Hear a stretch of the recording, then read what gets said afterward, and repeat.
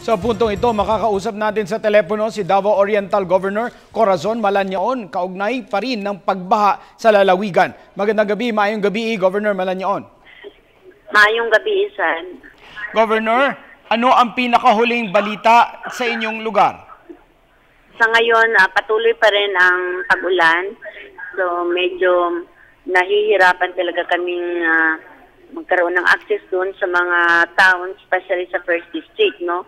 Lalo na ang lahat ng bridges connecting each town with the other towns talagang nasira, no? So, yun ang problema namin. Yun ang pinaka-problema actually namin, yung accessibility doon sa mga towns which were affected. Alam po natin, Governor, na tinamaan din po ang inyong lugar ng Bagyong Pablo. Ang mga lugar ba na apektado ngayon ay parehong lugar na tinamaan ng Pablo? Oo. Parehong lugar, yung tatlong munisipyo, Boston, Katiil, Baganga, pero nadagdagan pa ng iba, Caraga, Manay, Tarragona. And then that's only for the First District. Sa Second District naman, mayroon doon yung mga towns, barangays that were isolated, for example, in Governor Generoso, dahil doon sa pag-collapse din ng bridge, no? So, yun. At saka dito naman, okay. Yung ating mga itinayong bagong mga bahay para sa mga apektado, sa tingin niyo po ba ay it withstood this deluge nitong pagbaha ngayon o naapektuhan ng mga ito? Sa totoo lang, sa ngayon, hindi pa namin masasabi, pero wala namang report na nasira yung mga bahay, no? Although most of the materials supposed to be that are being used for construction na ano rin ang apektuhan ng mga baha, no? Pero sa siguro sa mga bahay medyo hindi naman nasira. So ang pinaka-problema talaga ng aming probinsya ngayon kung paano namin mararating ang lahat ng mga towns, particularly the far-flung areas. Dahil nga doon sa mga bridges na nag-collapse, no? Noong panahon ng Pablo, dalawa lang ang bridge na nasira. Ngayon, doon lang sa First District, dito naman sa Second District, isa, at maraming mga footbridges din na nasira. Ano po ang inyong kailangan para kayo po ay makarating doon sa mga dapat na madalan ng tulong? Ano po ang inyong panawagan kung meron man sa ating gobyerno? I think it is going to be addressed really to the DPWH because these are the bridges located along the National Highway.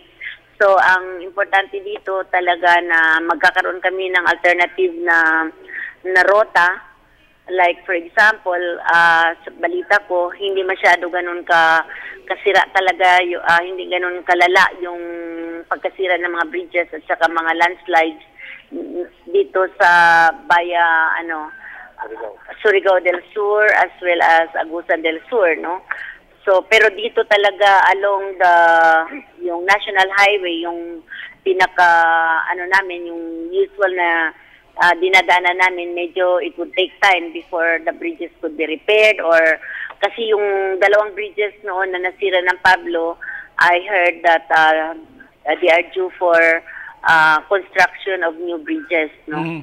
So, yun talaga ang panawagan namin na supposed to be yung areas na mga pwedeng gamitin namin na alternative na rota kahit na medyo mas malayo talaga. I was told that it would be an additional 100 kilometers, no, if we are going to use the road from Agusan del Sur down to Surigao del Sur before it goes, before we reach the Davao Oriental. Governor, para mabigyang ideya ang mga nais tumulong sa inyo, gaano karaming pamilya po ang apektado? Marami talaga. If you are going to, that's 40% of the total population of the province, yung 6 municipalities in the district. But at this time, I don't think the problem is really the relief goods, no? So, sa ngayon, we're able to get from the DSWD, we're able to provide also the provincial government as well as the local government units. So, hindi masyado yun ang problema talaga namin, no? Kung isipin mo. Ang problema namin, paano natin mapaparating itong mga relief goods na ito doon sa mga areas. So, sa ngayon, ang may mga palliative solutions kami na ginawa, like for example, I entered into a contract with NFA na asking NFA to sell to us all their stocks in the different areas so that we could do the packing right there in the area for rice. And then, of course, yung focal persons namin at saka yung mga local government units namin were also made to ask all the owners of the stores, no, na may stock na bigas at saka mga canned goods na bibilhin din namin yun at yun ang ipamimigay namin doon sa mga naapektuhan. And we're also fortunate that we're able to get a Navy boat that was requested, no, through the Philippine Army. Okay. So ngayon may Navy boat kami.